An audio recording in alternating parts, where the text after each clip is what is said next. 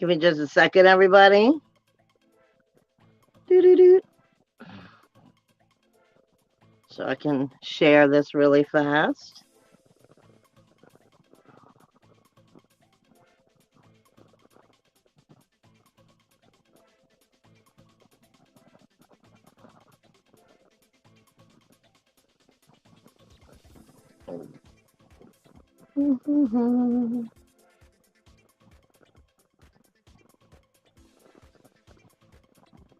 Sorry, having a moment here.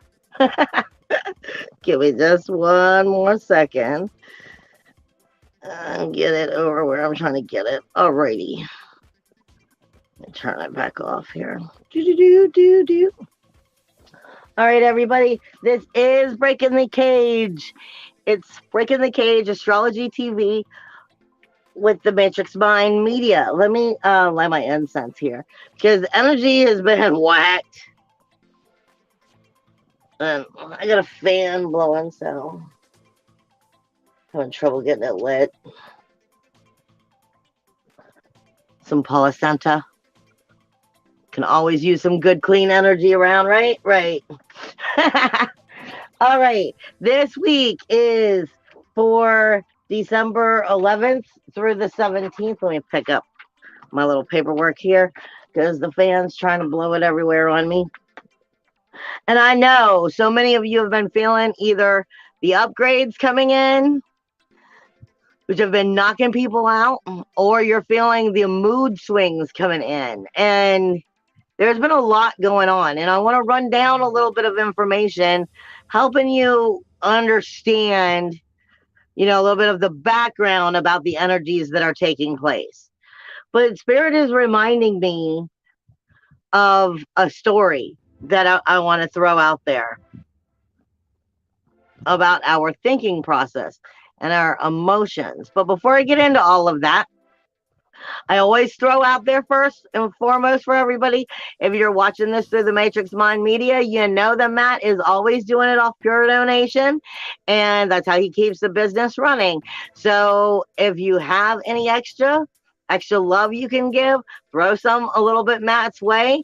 You can find all that information in the description box, or just go to the Matrix Mind Media in general, because like I said, everything is through donations. Plus, he has his crystals that he is always wiring and wrapping for sale, and he is very picky about the ones that he gets before he puts them up for sale, and he puts his little extra energy onto them as well. Now, you can always find also, his swag shop, where he has t-shirts, hats, and all of that good so forth stuff. By all means, if you want to, support Matrix Mind Media, look into some of that, because it's definitely helpful to keep any of these shows going for you, because I know he has other shows coming out as well. With that being said, I have a couple personal things going on myself.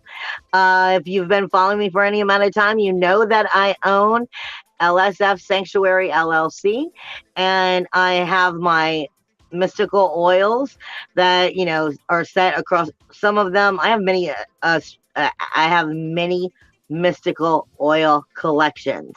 Bleh, my mouth is not working. I have my astrological attunements. I have my storm center. I have my Bell's brews. I have many different collections here where I sell baths, I sell the oils, and I sell mists, as well as other wonderful things that I put out too. And you can find most of that at the Etsy shop. However, I do have a main sale going on right now. I did remove a lot of products from another shop where I had been selling them. And because of that, I have an abundance of products that I'm trying to make sure are getting to their proper homes, to people that need them. The great things for like psychic empaths, for helping, not suck up all that energy, help you work with that energy. I have great things in the way of like for Reiki healers to help you sever the energy afterwards. Are you positive after you've been doing that healing energy work that you severed that energy, that you're not still connected to those people? Then I also have, baths and whatnot for, soul trauma, for that psychic energy. I have all kinds of things which are emotionally, spiritually, and psychically developed. I work with spirit when I create these items. Now, on Facebook at this time, I am still running more or less a 50% off sale because I have an abundance of these products. So many of them, I'm giving like $40 worth of products away for 20. I'm giving like $50 worth of products away for 25. $60 worth of products away for 30. I mean, so you can always just message me too. I've had a lot of people who've just messaged me and been like, Shell, this is what's going on, and you and your guides figure it out. I'm more than happy to help you figure it out if you're interested in any of that. As well as I have my normal sessions that I do, the mentorship sessions slash readings, which I typically settle with a person for approximately an hour.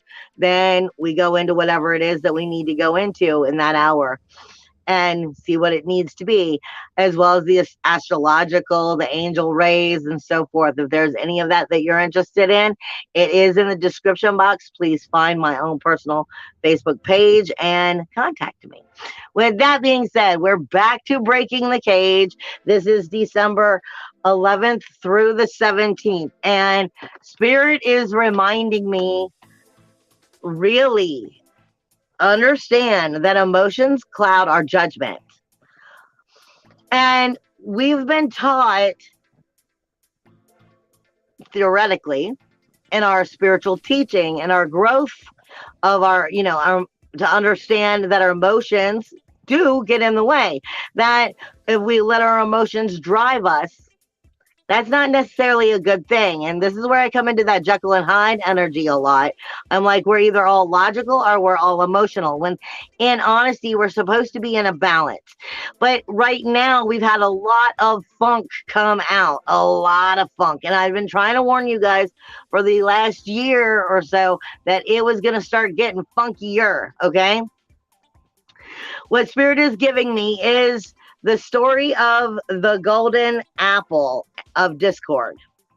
Now, I'm not going to go into the whole story of the golden apple of discord, but long story short, it was an apple given by Eris, which is in retrograde in our astrology. It was an apple given by Eris, and it was at a wedding where she was saying to the fairest or the prettiest of them all. And of course, that threw three specific goddesses into a fight as to, well, I'm the best, obviously. More or less, this is reminding us of just how far we can let our egos get in. And in a goddess level, in a godding level, of how they make mistakes just like we do. And how their egos can get in the way just as well as ours do. Because the apple of discord, the golden apple of discord, was also, according to the myths and mythologies, is also what caused the Trojan War. Simply because Aphrodite, who got the apple, basically said she'd give Paris Helen of Troy. At the time was Helen of Sparta, starting the war in general. What I'm saying is pay attention to where your emotions, your ego is getting in the way and causing problems, causing discord, because this has a lot to do with Eris, but it has a lot to do with a lot of energies that's taken thousands of years to get to exactly where they are, all at the specific time to make this funky upgrade, this funky purging energy that you're feeling. Not to mention it's coming right at the end of the year. It's coming at the holiday season. It's coming right before, you have the holidays in general, the solstice.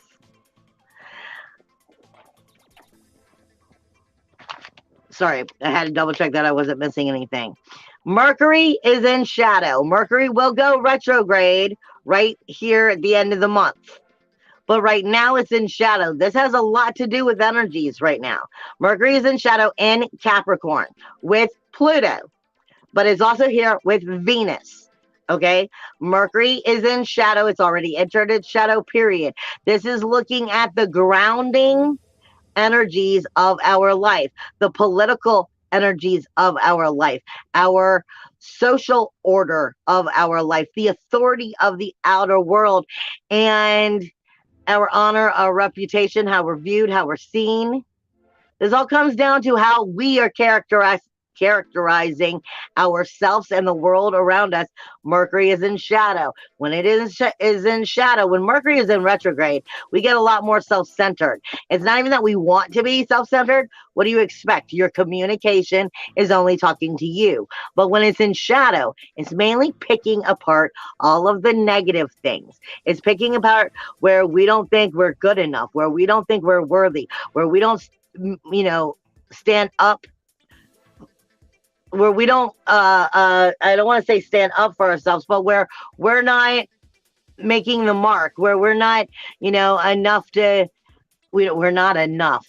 Yeah, it's asking us where we're having problems being enough, and our honor, our reputation, our prestige, our authority, our power over the outer world.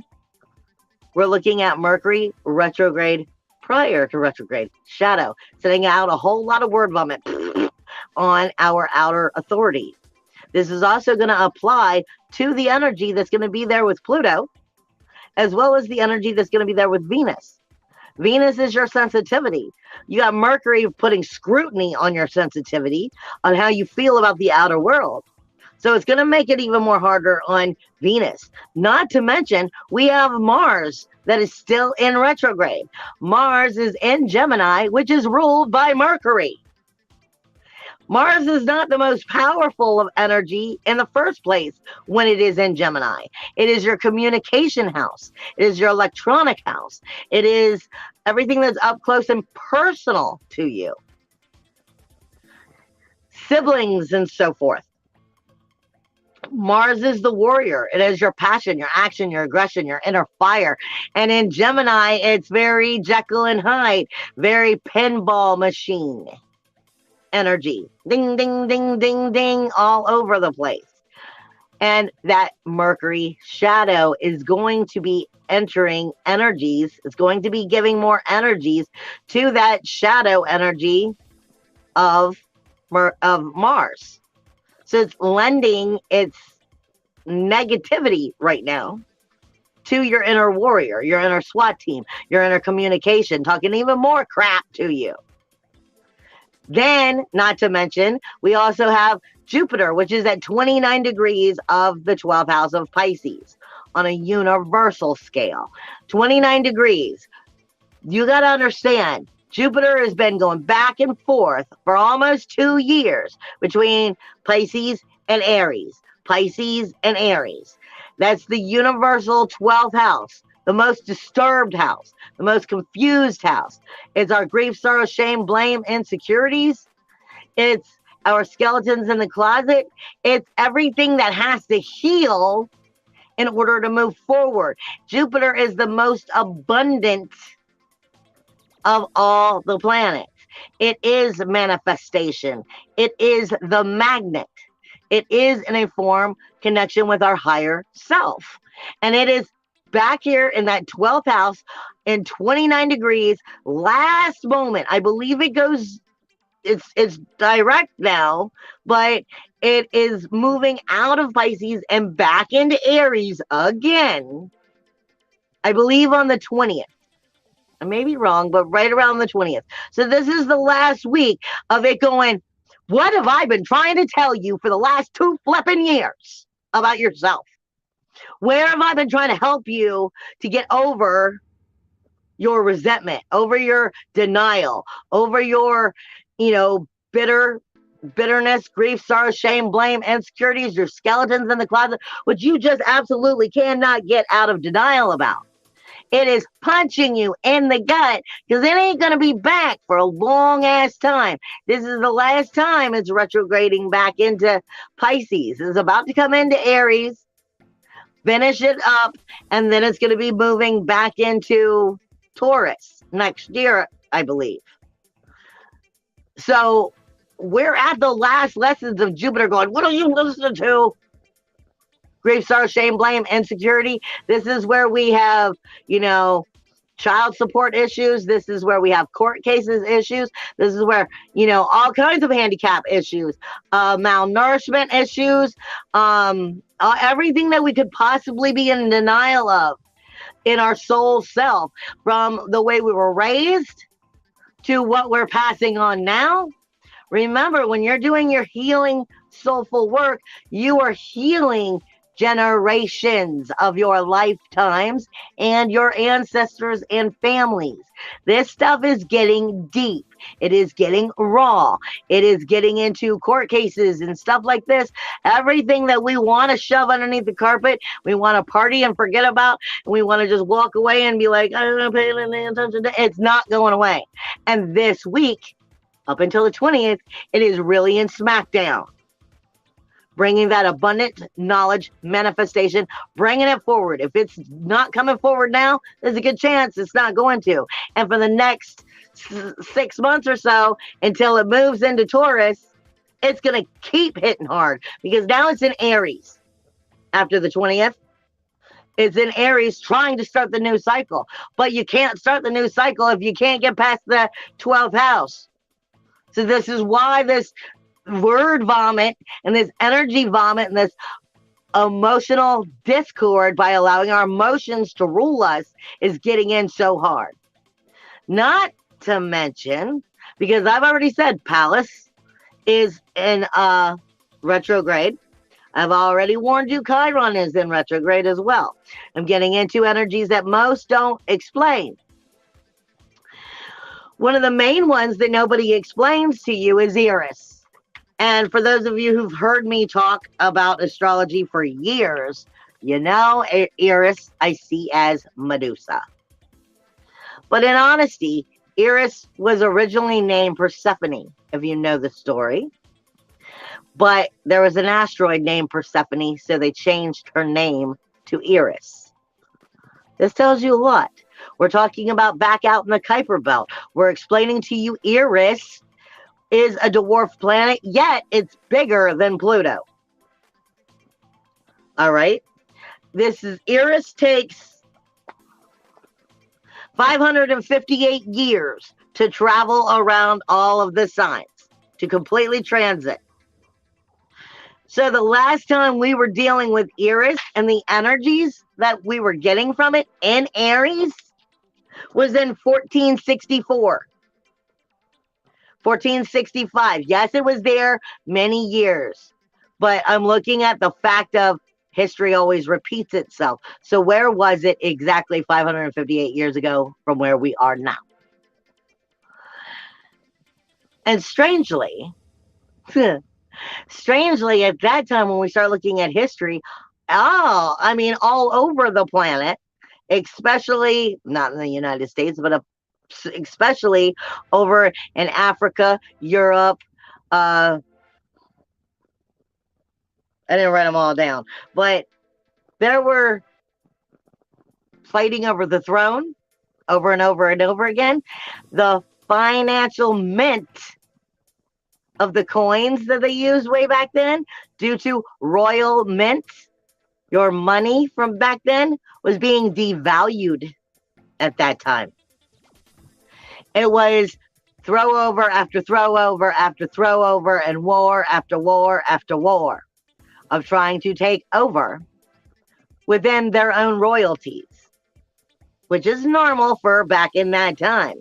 But you are going to, Eris is not going to be moving anytime soon, but she has her moments where her head kind of rises and really sticks it in the gut. This is one. She's not going to actually move out of Aries and into Taurus until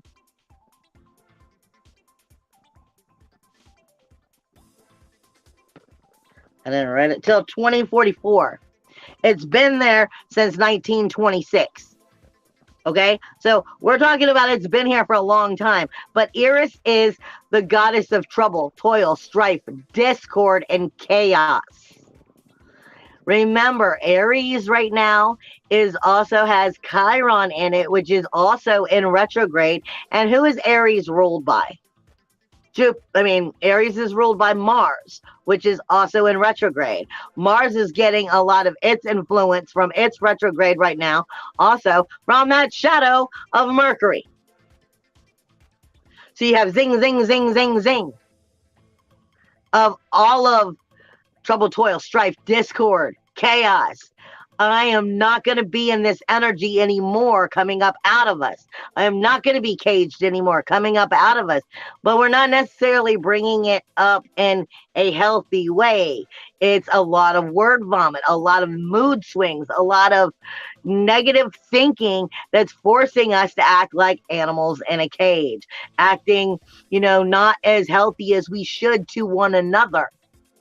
This is about remembering we're all going through this in some form or another.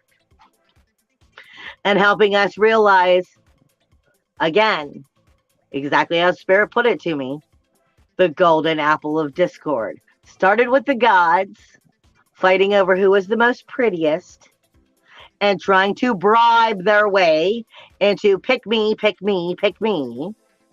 This is manipulation taking place around you. And worked its way from the gods down to the idea of the war of the Trojan War. And if I get really into it, I can start coming up into more and more and more. But I didn't want to go that deep. I'm giving you the idea here. You're looking at, we are definitely looking at the idea of bribing, of manipulation, push and shove, try to get what I want, trying to, use that sexuality, because that's been coming up a lot, promiscuity of coming into how I'm going to get what I want out of it. This is also speaking to us of those who think they're better than you can push their way around by trying to force you into what they want. Again, royalty, mint, currency was going down at that time. Back in 1464 and 65, you had the War of the Roses. There was all kinds of stuff. And always. And I'm saying it to you that way because history always repeats itself. This is parts of what we need to see and allow those people that, think that they're higher and above us, allow them to fight it out amongst themselves. Don't lose your way at this time. This is part of the spiritual soulful journey. I was warned back in 2020 that a big part, because I was thinking a depression was coming, not the recession. I was thinking it was going to be worse than it was. And in honesty, it still may. But I was getting from way back then, from in 2020, what my guides was giving me is they did it wrong 100 years ago with the Great Depression and so forth. They were looking at it from materialistic perspectives, from ego perspectives. We are waking up. We're coming back online. We are starting to come into our soul energy, into our vibrational frequencies, starting to be responsible for them. And this is not about the materialistic world. It is about the soulful world and your soulful growth. Because if you're doing that soulful growth, yes, you're going to have hiccups, because you're going to have problems as you learn how to clear that shadow, as you learn how to love that shadow of yourself and respect all four parts of you: emotional, mental, spiritual, physical, ego, shadow, divine, and evil. You are going to have problems as you are clearing these energies and coming into your oneness, coming back into your power, claiming it, bringing it back to you on the different dimensions. But as you do this, your manifestation and your world changes. We are creating a new world, but it takes time. Like I've been saying over and over again, we are in the age of Aquarius, but before we can ever see what the age of Aquarius will bring, we have got to continue destroying the age of the Piscean. And this is all part of that. So this is about realizing the three-dimensional world is a bribe, a curse that you're learning to break. And sticking to doing it right. So the recession and no depression and stuff comes in, and we come back out of this like the roaring 20s, and we get it right. We're not all about ego. It's about doing it from a soulful perspective as we rise this time around. Now, that I kind of broke down all of that with those retrograde planets, let me have a sip of my water, and I'm going to get into the blueprint and start explaining to you how this is also affecting your chakras and so forth.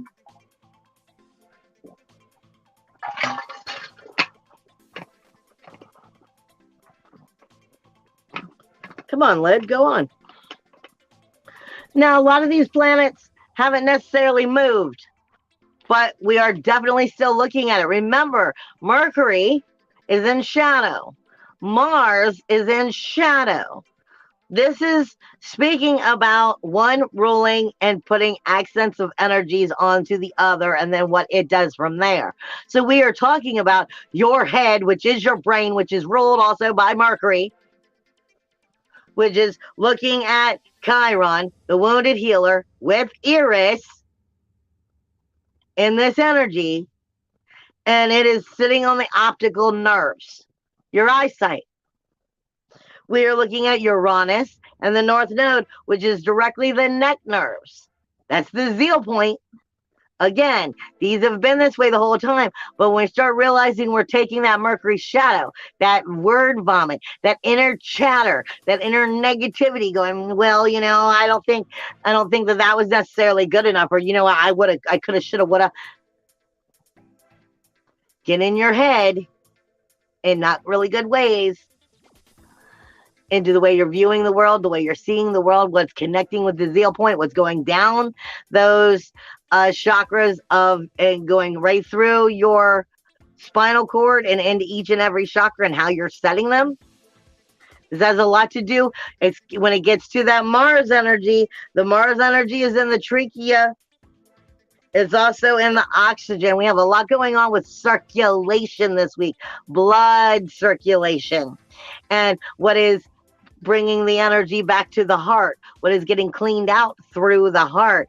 And you have Mars, which is in the chakra of the heart, coming through the third eye and the crown, all of this energy being recycled. And what are we recycling once we're hitting that heart? And we're setting these bloodstream circulation through, because this has a lot to do with how your body is feeling, what chakras are out of balance, how we're manifesting. Are we able to start growing into the light, people? You still have many years. I'll be the first one to say I hear so many people talking about these med beds coming out, and I am so against them. And I'm against them because so many people think that they can jump in these med beds and that it's just going to make everything all better because of the harmonious tones. But if you get in them and you jack that shit up really high vibrational and your body's not there yet, there's going to be problems. And I will stand by that 9 ways till Sunday, because the mind may be able to jump into that fourth realm, fifth, sixth, seventh dimension for a moment or so, come back to the 3D, but you are able to touch it. You are able to reach it. You are able to hit moments of that high vibrational clarity. But when we come back down and we go back and forth, we're never just in one. But the body is still carrying all the baggage of the ego in the chakras, in the lower chakras where it gets stored. And this is why I say a million times, we are not fully ready for these med beds, because a lot of people are going to get in them thinking, oh, I can just get in there and solve all my problems.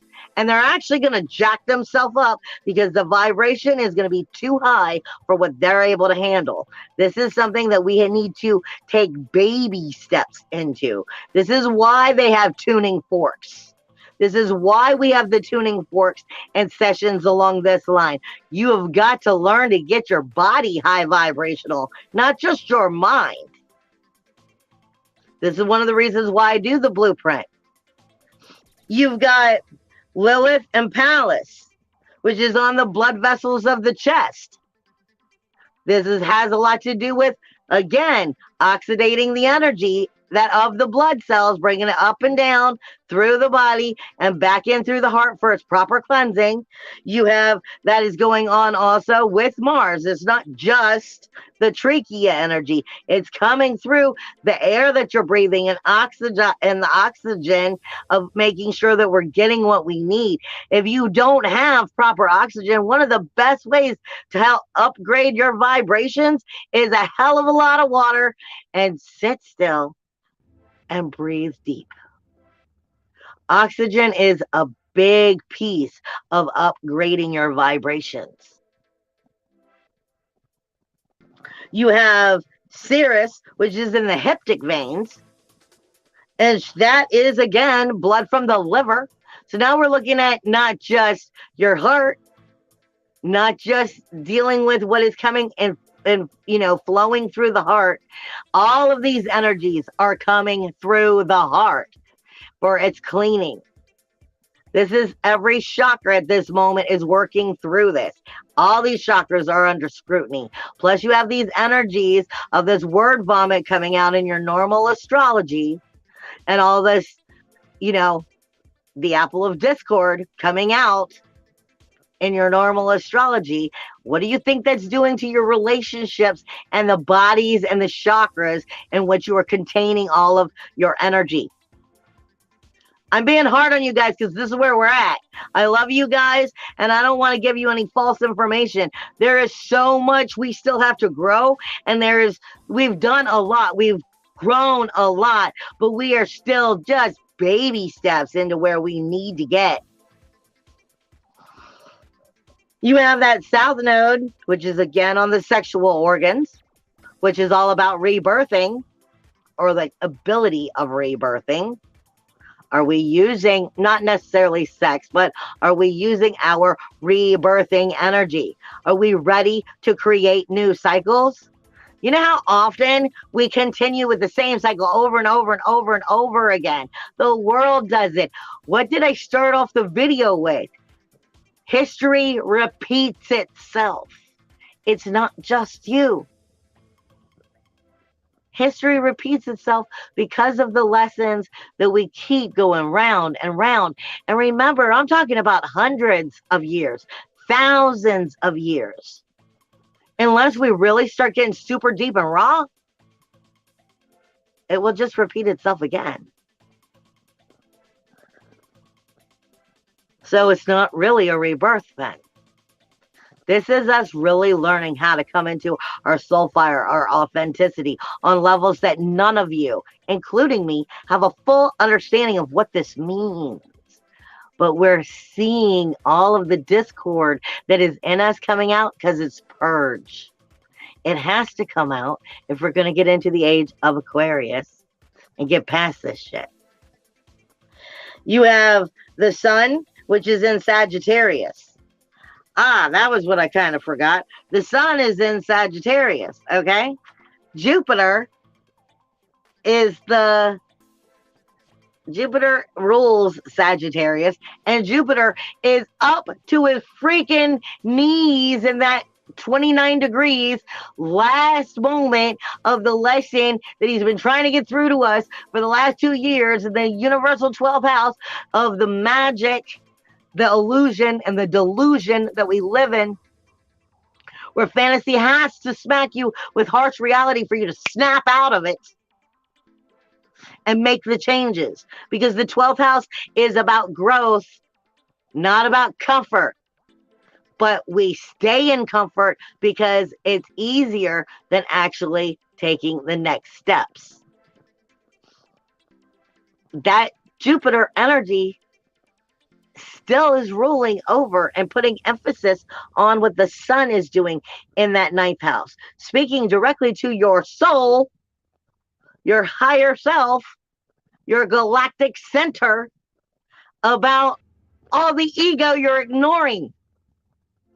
It is full-on mirror effect.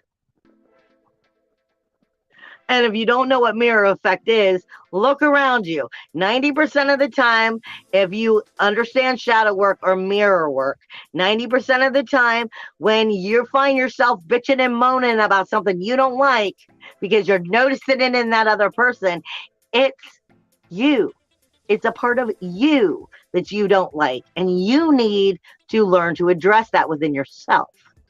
Doesn't mean necessarily that we have to heal it and make it go away. We're going to have ego, but we have to address our truths and accept ourselves for who we are. And if we don't like who we are, then we can make adjustments. But this is part of that mirror effect. The sun in Sagittarius is illuminating all that promiscuity, all that lust, not just sexually, but lust for what we want and we're not getting, what's in our way. That's the apple of discord. This is coming into your hips, your thighs, connecting right to that spine and all the way up to that zeal point of where we're getting into our manifestation, as well as our protection or lack thereof it because of our three-dimensional connection or higher connection. Are your emotions ruling you? Spirit tells me all the time. Spirit tells me all the time. I'm a Leo, for crying out loud. I'm an emotional person. I'm a Cancer moon. So, yeah, I'm an emotional person. And Spirit is constantly telling me in almost every situation, take your emotions out and look at it like it is a math problem.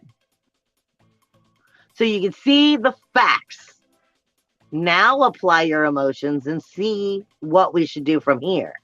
Don't just jump with the emotions, or don't just go with logic. There is heart and soul in everything you do, or heart and ego in everything you do. But we have to address the truth.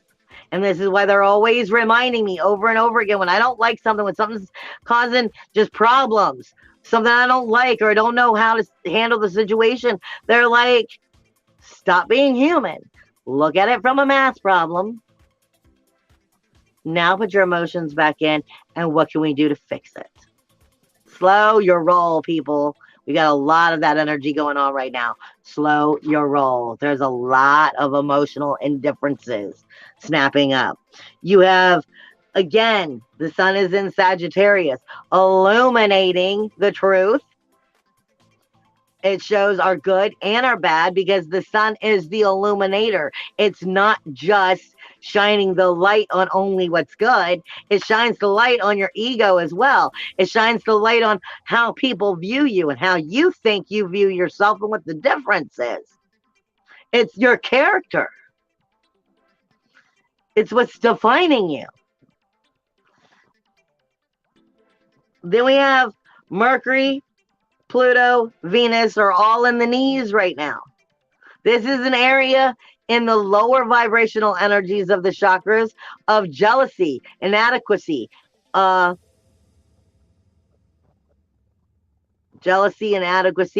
insecurity, inferiority.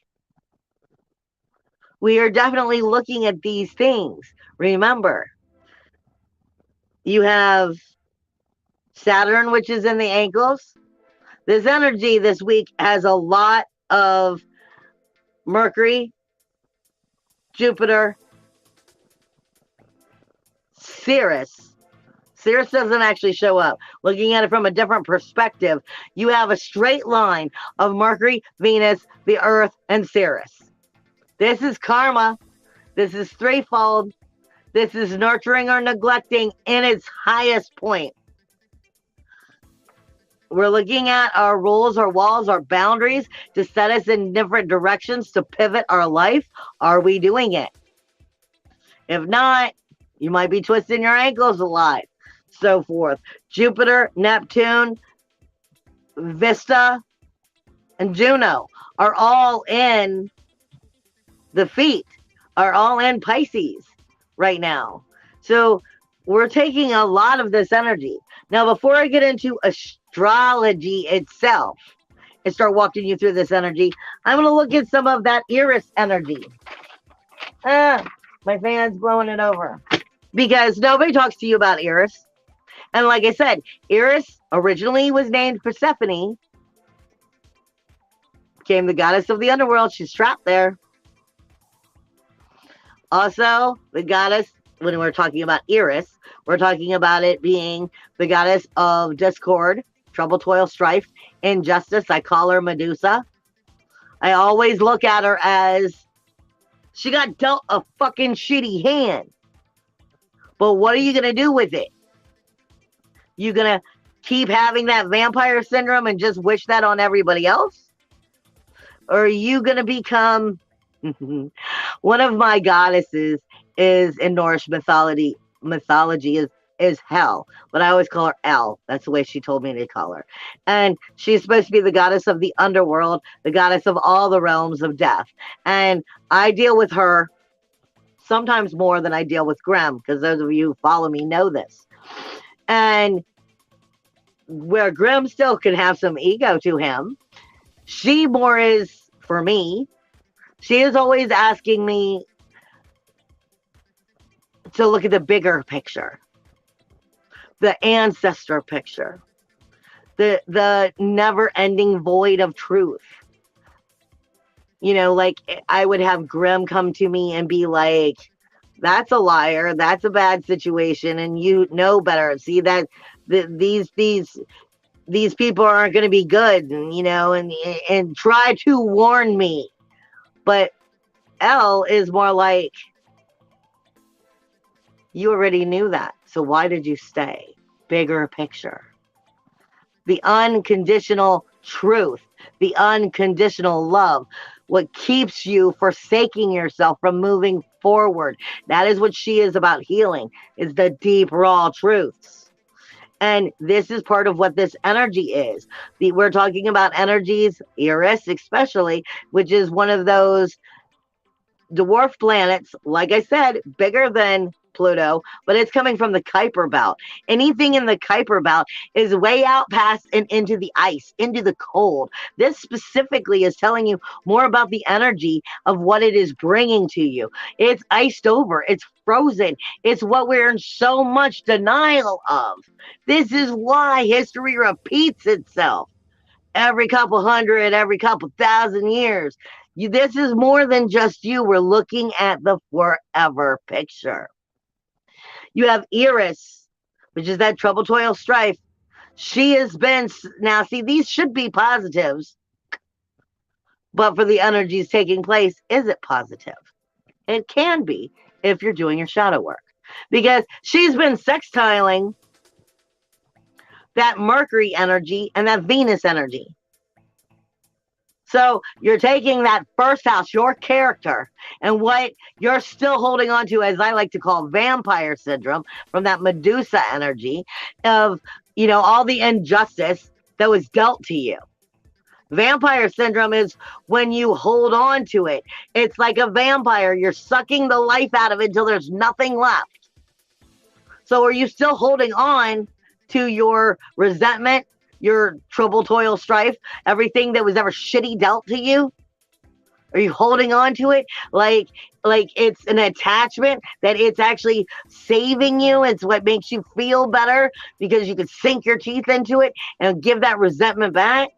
Eris, in your character, in your first house, in your identity, how you view yourself and the world around you, is speaking to that Mercury and that Venus in the 10th house of the world around you, the authority of the world around you, and the political arena, your honor, your reputation, of where it keeps the man down. Because we keep playing the game. That's the key. We keep playing the game. When we learn to love ourselves, the game ends. I don't have to play by your rules. You have Eris, which is also sextiling Mars in that communication. Learning from all that shit talk that you give yourself, all of that resentment and sorrow, that vampire syndrome that you still hold on to, and where you're communicating to yourself that this is what I got to do to make myself feel better. Do you? Do you really feel better? You might feel better for a moment or so when you get that resentment out, when that strife out. But did it really get you where you were trying to go? This isn't teaching you to love yourself. This is teaching you where you're not. This is teaching you where you're not growing. You have Eris, which is also having that conversation with Saturn. She's teaching you where to set the boundaries with your groups and your memberships so you can create the dreams. But are you willing to take that step? Are you willing to love yourself and get out of that comfort zone? Because that comfort zone is the vampire syndrome that makes you feel like I finally won. I finally got to slap that bitch back down. Maybe you did. But did it really get you anywhere? Other than for that few moments of, I won? When we get into the actual astrology, we have on the 14th and 15th, we have a grand trine. This should be a very positive energy. Grand trines typically are, but it also depends on the way you're perceiving the energy in your life. All right. You have that Mercury and that Venus. Like I said, Mercury is now in shadow, also contradicting the way our Venus and our sensitivity is with that outer authority, our honor, our reputation, our ability to take the power back. It's not getting, it's getting along with Uranus. It's getting along with Uranus. It's getting along with the North Node, coming into your power, standing in your power, reclaiming your power. It's also speaking to your moon. There's the key. It's speaking to the moon in the 6th house of your daily routines. Virgo. Anal, retentive, mundane tasks. And where are these working out for us? This is definitely on the 14th and the 15th where this grand trine is. But this is asking us, are we allowing our emotions, because we're dealing with the moon, to physically rule our life? Because if we are allowing the moon to physically rule it, this can backfire. Now that Mercury and Venus is speaking to the North Node and Uranus all week, all of them are in retrograde. Uranus is in retrograde. The North Node always is in retrograde. Eris, even though Eris wasn't really in it. Then you have Mercury and shadow, might as well be in retrograde because of the dark energy coming from it. And Venus, which is direct, but Venus is getting bombarded with all the negative sensitivity coming her way between your independence, your individuality, you standing up for your freedom. Do you feel like you're in your power and claiming it, or do you feel like you have to push and shove to get it? Because we're talking about that outer world of authority. We're talking about our honor, our reputation, coming into the authority of society and claiming ourselves back into it. Or are we still being duped into following the leader? You have Lilith and Pallas. This is a good sign if you're doing the work, because the point is it's showing you where to act, but it's also reminding you, are you allowing your emotions to overtake you? Because that's where you need to slow your roll, because you're not seeing everything yet. Oh, we're not seeing everything yet. And you're not going to. It's still unfolding. Trust me. You have Lilith and Pallas, with Pallas in retrograde, Athena, the warrior goddess, strategic thinking. In the 4th house, Lilith, Cancer, our inner emotional security. This is speaking directly to that Neptune and that Jupiter, which is at 29 degrees. This is giving you the power to step into something new, to step into trusting to building your inner emotional security by believing in yourself, taking a chance on yourself. But if not, then this is going to break that inner emotional security more. Because Neptune don't give a damn if it's positive or negative.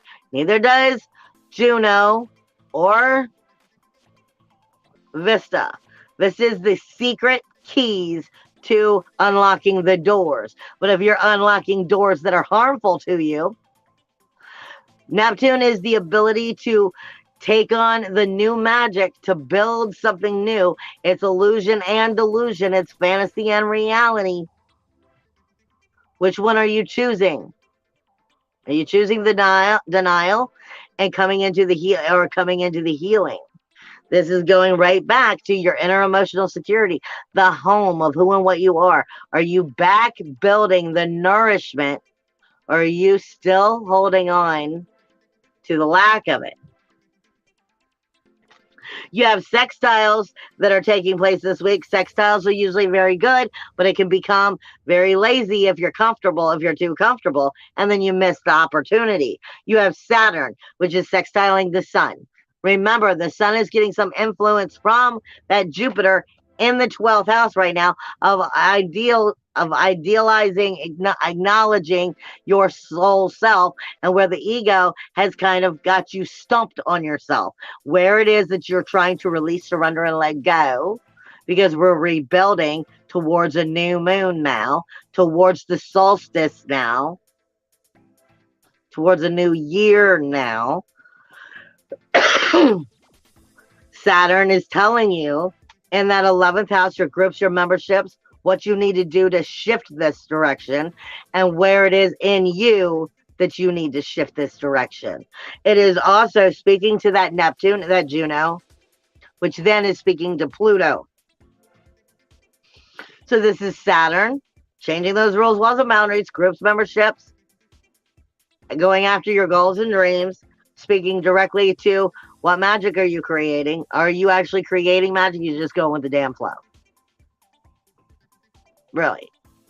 And then it's getting into Pluto. Where are you taking this to the outer world? Are you gonna do something and take it to the outer world? Though I walk through the shadow of death, I will fear no evil. The only thing you have to fear is fear itself. We get stuck on these comfort zones and we don't move forward because we're trapped in the idea from a three-dimensional bullshit where we've been duped of what the world's supposed to look like. We don't know what the world's supposed to look like because we're building it back right. So it's up to us to realize, no, I won't do this anymore. I don't have to do this anymore. I don't have to feel this way anymore. And that's not okay. But we have to get to where we're saying these things. And we're actually doing these things. You have Mercury, which is sextiling the South Node. That's that Mercury shadow. Definitely picking up on that Venus energy. And that 10th house, the authority of the outer world, your honor, your reputation, your jobs, your careers, your prestige. And then speaking directly to the 8th house, we're going, there's things we have to change if you really want to be who you want to be. It's like a commercial I saw the other day. You're going to fail so many times, but we're not here just to survive. We're here to thrive. So learn through those mistakes. Fail, fall down, get knocked down, but just get back up because we're not surviving anymore. It's time to start thriving. Mars in retrograde is sextiling Uranus and that North Node, your galactic center point. I'm sorry, no, it is pointing. It's a chain reaction. Mars in retrograde, Chiron in retrograde are all speaking to Uranus in the North Node in retrograde. This is all going, stop doubting yourself. This is your independence, your individuality, your uniqueness, your liberation. This is time for liberation, time for soul growth, time for soul health, time to not be the ping pong go, I don't really know. Maybe I should, maybe I shouldn't. I don't really know. This is stop. Just tell that mind chatter to shut up. This is time for you to take control of your power, control of your mind, control of anything that could be bringing you into doubting yourself. The only thing that's going to make you move forward is you. So how much do you want it? Some really unpredictable energies that are coming in, and there's a butt ton of unpredictable energies. And unpredictables are more, I find, one of the most powerful, because that really depends on your free will when we're looking at the unpredictable. You have two of them that are almost like a yod. A yod in astrology is a creation energy. And in Hebrew, the yod, which is the yod, the same thing, it's like a hyphen. It's the smallest letter of the Hebrew alphabet when you look at it from the idea of what each letter means. But it's the most mightiest, the most important, that little hyphen is. It is the creator energy. It is the ability to create. But these are unpredictable energies. They're not exactly a yod, but very similar. And this could go anywhere depending on where your ego and your free will is willing to take it. You have that south node in the 8th house. Your rules, your walls, your boundaries in the relationships of making them rebirth, or do cords need to be cut? Is it able to bloom and continue to grow and be strong and firm and have a good foundation, these relationships? Or are you seeing, corroded bottoms of the floor and shit in these relationships, so they need to go? It's time for truth. This energy is speaking directly with Mars, that inner warrior, that inner communication, that inner passion, action, aggression. Do I act? Do I not? It's in Aries. It's in Gemini. It's very curious. It very, very much wants to know, but Gemini is Jekyll and Hyde. Logically, yes. Emotionally, no. We have to find a balance here. What is the truth? It's going, the South Node is everything you need to learn, everything that you're good at that's not serving you in the relationship zone, in your rules, walls, and boundaries of these relationships. Are they set properly? Most likely not, with there being a situation here, because it's saying something that needs to shift inside of your communication with yourself versus how you are with the actual relationship. And then it's going directly over to Mercury. So it's being bombarded with that negative thinking. It's being bombarded with the shadow Mercury in the 10th house of the authority, telling you how the world's supposed to be. Or are you coming into power of your own? But it's going to be shaky because that Venus energy is there over sensitivity. And it's asking you about your grounded world, your foundation of your world. How strong is your foundation and what you're building? Then it's getting into the relationships. How strong is the foundation of this relationship? How strong are you within your own power and your own body within this relationship? And then it's asking you, what's it going to do for your outer authority? Sorry, but that's the truth. This is a yod, more or less, slightly off, but this is a creator energy of going, you can see the power, the truths. What will you do with them? You have another one. You have the sun in that 9th house of your higher self that's been illuminating a lot of that darkness around you. You have it speaking to the Uranus and the North Node, Uranus in retrograde, and that 2nd house coming into your liberated energy, or lack thereof it, your naive energy. And it is speaking directly with your inner emotional security of Pallas and Lilith. Are you giving energy away? Lilith is not strong here. Pallas is down in retrograde here. Strategic thinking is inwardly chatter and doubting and questioning. your inner emotional security, doubting your independence, your individuality. Can you stand on your own? Are you strong enough? Do you believe in yourself? And then doubting your higher soul. These are very powerful energies, creator energies. They're meant to serve you well, but they're not simple. They're challenging you because they want to see you grow. We're not in kindergarten anymore. It's time to step up to the plate. You also have the South Node speaking directly with Chiron. And Spirit is saying this is way more powerful than you realize. Not just Chiron, but you got Eris here in Aries. Aries has been here with Eris for a long time. Yes, Eris is going to be influencing that Chiron with the trouble, toil, strife, the injustice, the vampire syndrome. And I can only get better if I stick it to him. I can only get better if I get that situation worked out. And that means this has to go down. Does it? Are you taking 4 steps backwards just to take 2 steps forward? Chiron is the wounded healer, great at pointing out everything on everybody else, not so good at ourselves, not so good at seeing our own character, not so good at seeing our own ego. And Eris, trouble, toil, strife, chaos, the apple of discord. Let me give the apple to the fairest of them all and watch them fight over it. Just so she could sit back and enjoy. You screwed me over, so there, I screwed you back. Is that really where we want to go? This energy is talking to the South Node. We're good at these things. We're good at discord.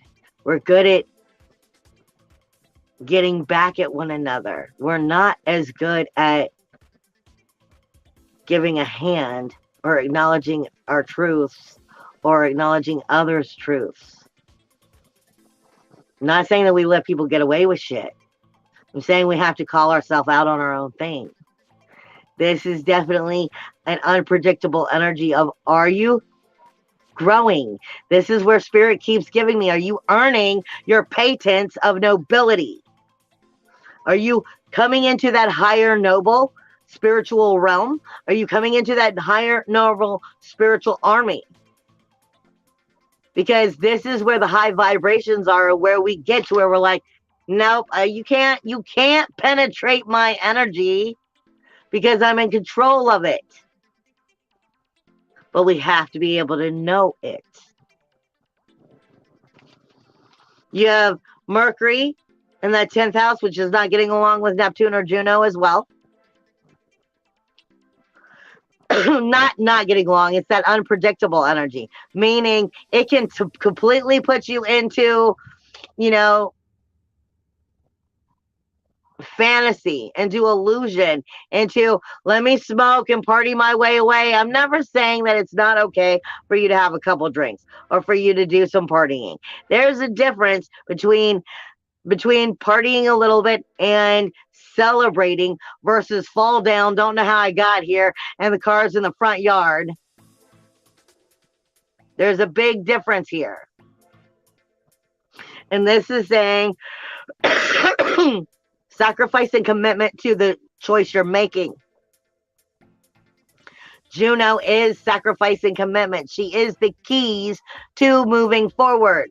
She is the knowledge of this energy. She is the sacrifice itself, helping you to move forward with Neptune, creating a new cycle by understanding what has to change. Inner communication and how we're communicating outwardly in shadow. Sensitivity of that outer world pushing you around. These are very positive things if we are working it right, but unpredictable energy, meaning if you allow that emotion and that discord to rule you, you will be taking steps back. I'm warning you. You have that Mars in retrograde is also not getting along with that Jupiter. Or it's in that unpredictable energy. I shouldn't say isn't getting along. It's Jupiter, that higher abundance and that knowledge. Mars taking the action, the communication. Or are you afraid of it? Speaking up or speaking up to yourself. There's a lot of this unpredictable shifting energy. You also have, in the challenges this week, you have Ceres, which is literally in opposition, more or less, of Jupiter. Ceres, not Sirius Star, Ceres is nurturing or neglecting. She is the goddess of karma, of the threefold in your everyday daily tasks and mundane routines. The people, the places, the things of energies in which you consume on a daily life and your daily activity. Speaking to your 12th house about where we keep doing things that are not healthy, where we're not making the shift and we're not choosing ourselves. Right there's a big situation of paying attention to that. Hold on. Yes, Mommy. Can you put this on for me? Why don't you give me just a few more minutes? I'm almost done and I will come right out and do it. I love you. Sorry, my mama came in. Then you have Uranus, again, which is not getting along with Jupiter or Mercury. Jupiter, Neptune, or Juno in the 12th house, it's not getting along with Mercury. It's also not getting along with the sun, and it's also not getting along with that south node. So this is saying, can I smack you down? Because I'm going to try. I'm going to try. If you're not ready to advance, I'm going to make you question yourself. This is about sovereign soul, depths of soul going, no, I am taking back responsibility. I am reclaiming my life. And it's going to ask you, are you? Mars is not getting along with Sun, and it's not getting along with Pluto. Your communication with your higher self about that ego, because it doesn't want to know those truths. Pluto about coming into the power of taking back the authority of yourself, meaning you have to get right with your higher self. And bring it to the three-dimensional world. You also have Lilith and Pallas, inner emotional security, not getting along with Pluto. In order for you to find security in yourself, I've said this so many times. On a three-dimensional world, we look at our chakras as our root chakra and of safety, security, and survival. But we're looking at it also from the idea of the roof over your head, the job being paid. You know, the job you get paid for. What do you look at safety and security? Because we've been trained to think of it from this perspective. Now, yes, in a three-dimensional world, we do need these things.